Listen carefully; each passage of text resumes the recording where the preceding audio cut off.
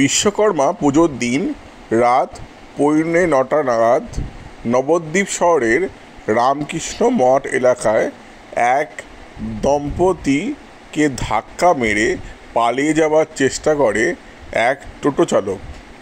তারপর ওই টোটোকে ধাওয়া করে ধরে ফেলেন স্থানীয় বাসিন্দারা।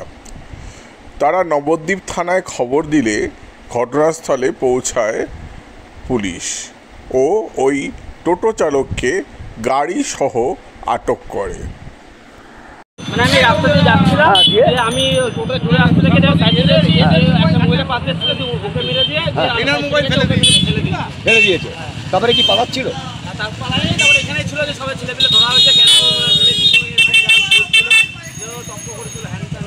তারপরে পুলিশ কি আসছে? পুলিশ নিয়ে গেল ওকে।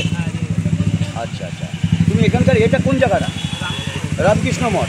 তোমার নাম? তুমি কি করো এখানে? আচ্ছা ঠিক আছে।